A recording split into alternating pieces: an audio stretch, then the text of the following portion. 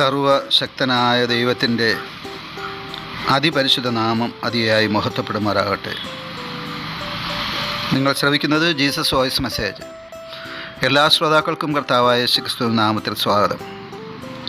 അല്പസമയ ധ്യാനത്തിന് ഒരു ചെറിയ വേദഭാഗം വായിക്കുന്നു. സങ്കീർത്തനം 91:14 മുതൽ 16 വരെ.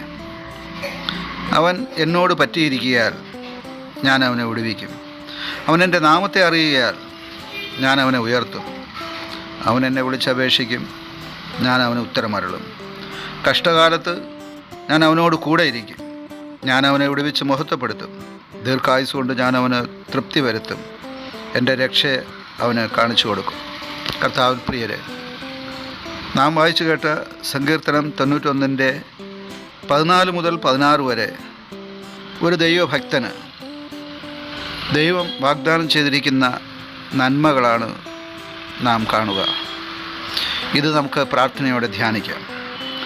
91-ാം സങ്കീർത്തനം സർവശക്തനായ അത്യുന്നതനായ ദൈവത്തിൻ്റെ മറവിൽ അഥവാ ദൈവത്തിലുള്ള വിശ്വാസത്തിൽ, ദൈവത്തിൽ ശരണപ്പെട്ട് ദൈവത്തിൽ ആശ്രയിച്ച് ജീവിക്കുന്ന ഒരു ഭക്തന് ലഭിക്കുന്ന നന്മകളെക്കുറിച്ചാണ് രേഖപ്പെടുത്തിയിരിക്കുന്നത്.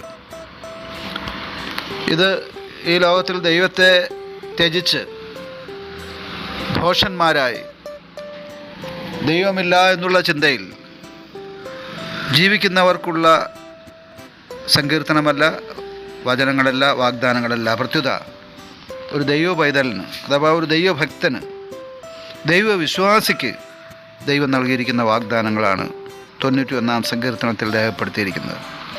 പ്രത്യേകിച്ച് നാം വായിച്ചു കേട്ട വേദഭാഗത്ത് ഒരു ദൈവഭക്തൻ അനുഗ്രഹിക്കപ്പെടുവാൻ, ഉയർത്തപ്പെടുവാൻ, ആ ദൈവഭക്തൻ്റെ പ്രാർത്ഥനകൾക്ക് ഉത്തരം ലഭിക്കുവാൻ, ദീർഘായുസ്സും രക്ഷയും ലഭിക്കുവാൻ എന്ത് ചെയ്യണമെന്നാണ് രേഖപ്പെടുത്തിയിരിക്കുന്നത്.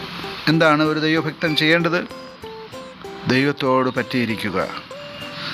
91-ാം സങ്കീർത്തനം 14-ാം വാക്യത്തിൽ അതാണ് നാം ആദ്യമായി കാണുക. ദൈവത്തോട് പറ്റിയിരിക്കുക എന്നാൽ ദൈവത്തോട് ചേർന്നിരിക്കുക, ദൈവത്തോട് അടുത്തു വസിക്കുക. മുടിയനായ പുത്രൻ അപ്പൻ്റെ ഭവനവും അപ്പനോട് പറ്റിയിരുന്ന, ചേർന്നിരുന്ന, ഒരുമിച്ച് വസിച്ചിരുന്ന ആ അനുഭവത്തിൽ നിന്ന് വേർപെട്ട് ദൂരദേശത്തേക്ക് പോയപ്പോൾ മാനസികമായും ശാരീരികമായും സാമ്പത്തികമായും തളർന്നു പോകാനിടയായി, തകർന്നു പോകാനിടയായി. ഒരു നേരത്തെ ഭക്ഷണത്തിന് പോലും ബുദ്ധിമുട്ട് അനുഭവിക്കേണ്ടി വന്നു. എന്നാൽ അവൻ എപ്പോഴാണ് സുബോധം വേണ്ടടുത്ത് തിരിച്ചു വന്ന് യഥാസ്ഥാനപ്പെട്ടത്, അപ്പോൾ അവന് നഷ്ടപ്പെട്ടതെല്ലാം തിരിച്ചു ലഭിക്കുവാൻ ഇടയായി. ഒരു ഭക്തന്, ഒരു മനുഷ്യന് എന്താണ് ആവശ്യമായിരിക്കുന്നത്? ദൈവത്തോടൊപ്പം വസിക്കുക, സ്വർഗീയ പിതാവിനോടൊപ്പം വസിക്കുക, ദൈവത്തോട് ചേർന്ന് വസിക്കുക. അതിന് ദൈവവിശ്വാസം, ദൈവാശ്രയം, ദൈവഭക്തി, ദൈവകൃപ അത്യന്താപേക്ഷിതമാണ്. രണ്ടാമതായി വേദഭാഗത്ത് പറയുന്നത്, അവൻ എന്നെ വിളിച്ചപേക്ഷിക്കും, ഞാൻ അവന് ഉത്തരമരുളും. ദൈവത്തോട് പറ്റിയിരിക്കുന്ന, ദൈവത്തോട് ചേർന്നിരിക്കുന്ന ഒരു ഭക്തൻ രണ്ടാമത് ചെയ്യേണ്ടത് പ്രാർത്ഥിക്കുക എന്നുള്ളതാണ്. പ്രാർത്ഥനയ്ക്ക് ഉത്തരമുണ്ട്. എന്തുകൊണ്ടെന്നാൽ പ്രാർത്ഥിക്കുവാൻ കൽപ്പിച്ചവൻ പ്രാർത്ഥന കേൾക്കുവാൻ ചെവി കൂർപ്പിച്ചിരിക്കുകയാണ്. പ്രാർത്ഥിക്കുന്നവർ ഒരിക്കലും ലജ്ജിച്ചു പോകുകയില്ല, അവർ തകർന്നു പോകുകയില്ല, അവർ രക്ഷപ്പെടുവാനിടയാകും. ഇവിടെ നമുക്ക് ആവശ്യമായിരിക്കുന്നത് എന്താണ്? ദൈവത്തോട് ചേർന്നിരുന്ന്, ദൈവത്തോട് പറ്റിയിരുന്ന്, ദൈവത്തോട് അടുത്തു വസിച്ചുകൊണ്ട് ദൈവത്തോട് പ്രാർത്ഥിക്കുക. അങ്ങനെയായാൽ ലഭിക്കുന്ന 3 നന്മകൾ ഇവിടെ നമുക്ക് കാണാനായിട്ട് സാധിക്കും. ഒന്ന്, ദൈവം കഷ്ടകാലത്ത് അവരോട് കൂടെ ഇരിക്കും. ദൈവം പ്രാർത്ഥനയ്ക്ക് ഉത്തരം നൽകും. ദൈവം അവരെ ഉയർത്തും. 16-ാം വാക്യത്തിൽ പറയുന്നത്, ദീർഘായുസ് കൊണ്ട് ഞാൻ അവന് തൃപ്തി വരുത്തുമെന്നാണ്.